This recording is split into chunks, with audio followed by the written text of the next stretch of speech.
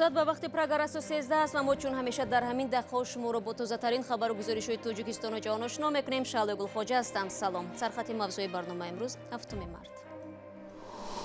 Сафари бебозгашт ва ҳалокати пурасрор. Хабари марги як хонаводаи тоҷик дар Арабистони Саудӣ наздиконашро дар шаҳри Душанбе мотамзада кард. Дар ҳоле ки Душанбе ба сафари қарибулвуқӯи Шавкат Мирзиёев омодагӣ мегирад, тиҷорат дар бозори назди марзии Тоҷикистону Узбекистон гарм шудааст. ва мақомоти Душанбе хуш кардани либосҳоро дар берун аз хона манъ карда, онро мутобиқ ба одоби шаҳрнишинӣ намедонанд. огоҳ мекунем, агар ки мисол нахоҳанд ва якравӣ кунанд, баъд рафта бурда метавонанд. Як хонаводаи тоҷик 2 рӯзи пеш ба таври мармуз дар Арабистони Саудӣ ба ҳалокат расид. Сафири Тоҷикистон дар ин кишвар зимни суҳбат бо Радиои Озодӣ гуфт, ҷасадҳо аз дохили меҳмонхона ёфт шуданд. Пайвандони ҳалокшудаҳо мегӯянд қарор буд 4 узви ин хонавода 6 март ба Душанбе парвоз кунанд, аммо ба ҷои ин хабари маргашон расид. Мулло Раҷаб Юсуфӣ ва Шодмони Ятим дар бораи ин ҳодиса ва фарзияҳои он тафсилоти бештар доранд. خبری مرگ بختیار داداخانوی 33 ساله و همسر و 2 پسری 8 و 12 سالش روز 6 مارس به نزدیکانش رسانیده شد. این خانواده صاحبکار در شهر مدینه کشور عربستان سعودی به هلاکت رسیدند. این صاحبکار همراه خانواده‌اش برای ادای مراسم حج عمره به عربستان رفتند. خود مزارخان داداخانov و همسری او نتوانستند در این باره با ما صحبت کنند، چون گفتند دردشان خیلی وزنین است. درباره بختیار داداخانوف میگویند که او یک صاحبکار و در تاجیکستان به تجارت مشغول بود. در عربستان سعودی هم شریکان تجارتی داشته است و در سالهای مختلف با تجارت اتریات و تلفن‌های موبیلی مشغول بود. در میان خویش و تبار فرضیه‌های مختلف درباره سبب مرگ افراد این خانواده وجود دارد. زرابالدین قاسمی سفیر تاجیکستان در عربستان سعودی در یک تماس کتبی از شهر ریاض گفت حادثه مرگ خانواده صاحبکار تاجیک مورد تحقیق ساختارهای دخلدار عربستان سعودی قرار دارد و بعد انجام تشخیص طبی سبب مرگ آنها معلوم خواهد شد. از بختیار همکنون یک دختر 14 ساله باقی مانده است. یک زن 33 ساله توجیک ماه فеврали امسال پس از رهایی از زندان ایوین تهران به توجیکستان برگشت. بیبی سومیا کولولова ساکنی نویای رشت را با اتهام جاسوسی به فایده توجیکستان در ایران 2 سال حکم زندان دادند، ولی پس از 1 سال و 25 روز رها نمودند. همکارم مومین احمدی همین قضیه را پیگیری داشت و از او میپرسم که دلیل چون جاسوس گمانبر شدن این زن توجیک در ایران چی بود؟ بله شهلا، در صحبتی که این زن داشت روشن نگفت که با کدام دلیل محض او را به جاسوسی گمانبر کردند، اما از صحبتش احساس میشد که او را به خاطر جمع‌آوری اطلاعات درباره اعضایان پناه برده حزب ممنوع نهضت اسلامی تاجیکستان در ایران متهم کردند. او گفت که همچون دلیل مقامات ایران چندین عکس رفت آمد او به سفارت ایران را استفاده کردند و صحبت‌های تلفنی او با یک مقام سفارت تاجیکستان در ایران در این پرونده استفاده شده است، اما ادعا داشت که این پرونده ساخته است و او هیچگاه جاسوس تاجیکستان در ایران نبود. ببین مومین، اصلا وقتی یک نفر رو به جاسوسی متهم میکنند معمولا تحقیقات پرونده با پیشنهاد دلیل‌های شایع پیش میرود و فرد گمانبر و سالهای زیادی زندان در پیش است. اما با توجه به سرد شدن روابط تاجیکستان و ایران در چند سال اخیر، احتمالیت جلوی سیاسی داشتن این قضیه وجود دارد؟ واقعا دلیل های زیاد برای یک نفر را متهم کردن به جاسوسی لازم است و از صحبتی که این زن داشت و از اون صحبتی که ما با مقامات تاجیکستان داشتیم، آنها گفتند که جاسوس بودن این اساس نداشت و هیچ دلیل جانب ایران برای گناهکار کردن این زن نداشت و 1 سال بیهوده این زن پشت میله های زندان روز خود را سپری کرد. تشکر مومین. همکاران ما تلاش دارند به واسطه با خودی بیبی سومیا کولولова که حالا در نویای رشت است تماس بگیرند. جزئیات بیشتری به دست آمده را شما میتوانید بعداً در سامانه ما و هم آزادی ویدیو یوتیوب پیدا نمایید. رو می‌آوریم به موضوع دیگر. این شب و روز گذرگاه دوستی شهر ترسونزاده به نقطه مهمی فروش محصولات کشاورزی و صنعتی تاجیکستان و ازبکستان تبدیل یافته است. در پی اجازه رفت و آمد بدون ویزا برای ساکنان نزد مرزی، حالا تجارت و سودای نزد سرحدی در اوج است. در محلی که سالهای قبلی توقفگاهی واسطه‌های نقلیاتی بود، همکنون مقامات محلی در تردد ساختمان بازار موقتی نزد مرزی هستند. حالا شهروندان این دو کشور امیدوارند که بعد سفر پرزیدنت شوکت میرزیویف به دوشنبه و امضای شدن صادرنامه‌های همکاری احتمالی برداشته شدن نظام روابط پورا حل می‌گردد. در این زمان تاجیکستان با پیشواز شوکت میرزیویف پرزیدنت ازبکستان آمادگی می‌گیرد که قرار است نام مرد با سفری 2 روزه وارد دوشنبه شود. از این سفری دولتی باید چی را انتظار باشیم؟ رشید غنی عبدالله سیاستشناس تاجیک در این باره نظر داد. چون این به نظر می‌رسد که تقریبا مسئله حدود حل و فصل شد. این یعنی چیزی که میرسد به نظر میرسد. تقریبا یعنی مسئله سرحدات حل می شود، مسئله کشودن معبرها حل و فصل می یابند، مسئله بی احتیاج داشتن به ویزا یا روادیدی وارد شوی به کشورهای دیگر امکان پیدا می شود رو آمدن. خب اون چیزی که آموخته شده بود دیده بود. ثانیاً همچنین مثلا امکانیتی در فصل تابستان به فروش رفتنی نیروی برق تاجیکستان به ازبکستان این هم از ابتکار حل و فصل یافته ایستاده است. فکر میکنید ضمن سفر به دوشنبه جناب میرزیویف نسبت راغون باز واکنشی میکند؟ با فکرم کم و بیش به هر حال یک نوع گفتشونی در این باره میشود. تا جوی به یادم است در یکی از واخوری ها وزیر کارهای خارجی ازبکستان گفته بودند که ما آماده هستیم برای هر گونه همکاری در این جاده در اساسی تامین نبودن منافع طرفین.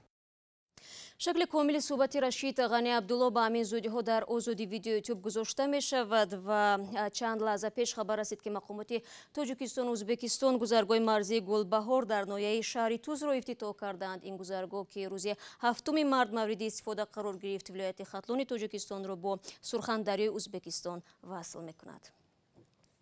شما برنامه خبری رادیو آزادی را تماشا دارید. پرزیدنت آمریکا دونالد ترامپ میگوید شاید روسیه و کشورهای دیگر در انتخابات پرزیدنتی سال 2016 هم دخالت کرده باشند. روز 6 مارس در قصر سفید بعد ملاقات با سروزیر شویц استفان لوفتن ترامپ تاکید کرد که کشورش به هر گونه کوشش دخالت در انتخابات آینده کنگره و پرزیدنت آمریکا واکنشی جدی نشان خواهد داد.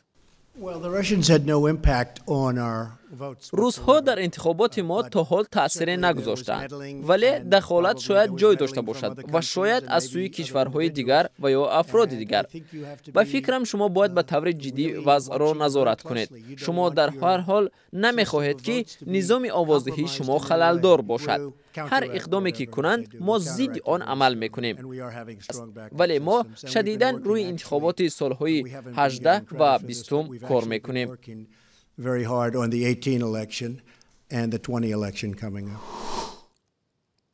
برای اولین بار در پاکستان افراد دو جنسه و یا ترانسگندر مجوز رانندگی گرفتند که در آن در بخش جنس حرف X ثبت شده است. در گذشته مردم ترانسگندر میبایست خود را چون زن و یا مرد ثبت نام میکردند. تقدیم مجوزهای رانندگی روز سه‌شنبه در شهر پشاور پاکستان با کمک پلیس محلی و سازمان غیر دولتی ترانس اکشن به وقوع پیوست. پلیس موافقت کرده است که برای تعلیم مردم دو جنسه یک مرکز تشکیل کند. در پاکستان افراد دو جنسه از پایمالشوی حقوقشان شکایت‌های زیاد دارند. آنها اکثرا از حساب رقصیدن در توی چهاربینی‌ها روز می‌گذرانند و دریافت مجوز رانندگی برایشان امکان پیدا کردن شغل را بیشتر می‌کند. برمیگردیم به تاجیکستان. شهرداری دوشنبه اخیراً برای ترغیب آداب شهرنشینی یک گروه مخصوص را تأسیس داد که به آن تمام ساختارها شروع از وزارت کارهای داخلی تا کمیته زنان و جوانان جلب شده است. مبارزه مسئولین در شهر حالا بیشتر به ایوان‌های پر از لباس‌های شسته شده بیناهای استقامتی روانه گردیده است. اکنون خشک کردن لباس بیرون از خانه 1000 سومانی جریمه دارد. سرانگیز نوروشا میگوید واکنش ساکنان شهر به این قرار یک رنگ نیست. هم در بیرون کشول نکنید، هم در وای کشول نکنید در بالکونو. زلفیه صدیقова در این اندیشه است که از این به بعد لباسهایش را در کجا خشک کند. در یک خانه دو تا کلون کودکای مایده چقدر کشول نمیکنیم خیلی راه باشد دامون خیلی ممکن است برای که اونجا هم خیلی ماشین خارجی میگذرن در لای راه دیگه این درون دومه. مقامات دوشنبه به مردم هشدار دادند که اگر در ایوانهایشان روزانه لباس آویزند جریمه میشوند. آگهی و حجم جریمه را هم گفتند. اول و مصلحت میکنیم آگاه میکنیم اگر که مثال نخواهند و یک روی کنند بعد رفتن برده میپرتیم. کارمندان من نمی کارخانه فوند منزلی چند تا سیمور رفتن چون قدی لایشون چلونگرشون بریده پرتفتن. مقامات میگوید هدفشون رشد فرهنگی شهرنشینی است که در دوشنبه کم رعایت می شود، ولی بعضی از ساکنان میگویند پاکاری خانه خودش فرهنگ است. آدم‌ها کرپچه آفتاب میکنن، کرپا آفتاب میکنن، به این نمیشد. ابی ما بابامو موندگی همین قاعده میکنن. طرفداران اقدام حکومت دوشنبه هم کم نیستند، به خصوص آنهایی که در دوشنبه بزرگ شدند. بعضی حتی لباس تهپوشی خود را هم در تریزه و بیرون از خانه آویزان میکرد که به نظر خیلی بد میرسید. حالا وقتی از راههای مرکزی میگذرم میبینم که شهر دیگر شده است. خیلی زیبا میرسد به چشم. همه جا گل کاریده شده است. میخواستم شهر در واقع شهر باشد و از ناحیه ها فرق کند. فرهنگشناسان میگویند واقعا ساکنان دوشنبه باید معیارهای شهرنشینی را رعایت کنند، چون شرایط ده و شهر بسیار فرق میکند. زمان شوروی برای آویختن لباس‌ها لاژه‌ها ساخته بودند، یعنی بالکن که در درون بود اونجا جابجا میکردن، همونجا میانداختن و جای گرمکنی هم داشت که خشک میکردن. ما مردم تاجیک گرفتیم اینا رو همه رو بیرون برآوردیم. برای این اونا باید از شهرداران دامنگیر نباشن. وقتی که شما میگیرید جای رو تغییر میدید، جای غذاخوری رو در ایوان میکنید، بعد جای لباسو رو میگیرید بیرون میبرید، خوب نیست. عین زمان اسراریان میگوید باید پهلوهای دیگری مسئله را به نوبت گرفت. اگر خشکشویی های ارزان و دسترس می بود کسی در بیرون لباس نمی آویخت. اکنون گروه های مخصوص شهرداری نظارت می کنند که اهالی میلیون نفری دوشنبه لباس را فقط در خانه خشک کنند. تا کجا این دستور رعایت می شود باید منتظر شد و دید. و در شهر دوشنبه یک فیلم نوی را به نمایش گذاشتند که داستان محبت پسر به مادر است. مادری که در ایام شیرین کودکی فرزند میفوتد و او را تنها میگذارد. امردین علیم یکی از آنهایی بود که فیلم را دید و با مؤلفانش صحبت کرد. اوچه میدانی من اول میخواستم رسم تو رو با پدرم یک جای بکشم. نادر مادرش را که بیماری سرطان داشت از دست میدهد و خالیگاه جای او را کسی پر کردن نمیتواند. نه پدر، نه دوستان و نه همسبقان، بجز یک زنی که در این گرداب شدید حوادث روانی به زندگی او وارد می شود و با مهر مادرانه این کودک دلسرد از زندگی را به حیات قبلیش برمیگرداند.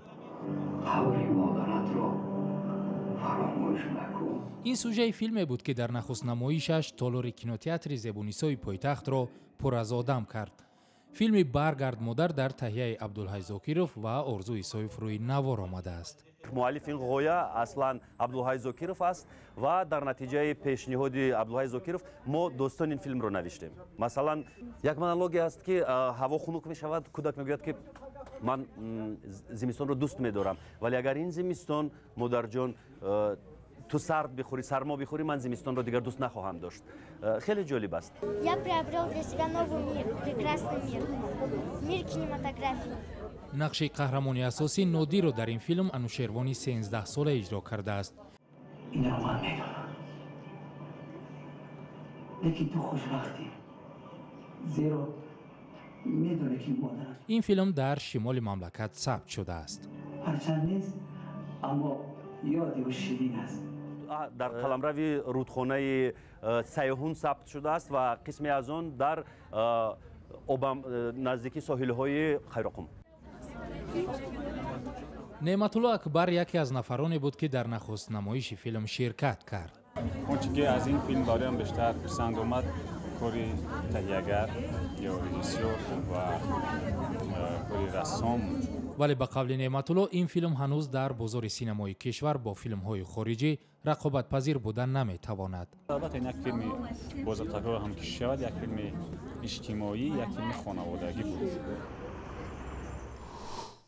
ҳамон гуна ки дар гузориш ишора шуд, шояд ин филм дар сатҳи ҷаҳонӣ нест, вале муҳимтарин ҳикматаш ин аст ки қадри модаронро бидонед. дар воқеъ новаста ба ҷинс ва мавқеи иҷтимоӣ хидмати модар рисолати ҳар яки мо. зимнан фардо табрики модарони худро фаромӯш накунед. шояд нафаре аз онҳо моҳҳо ва солҳо интизори шунидани садои шуморо дошта бошанд. худо нигаҳдори ҳар яки шумо бошад.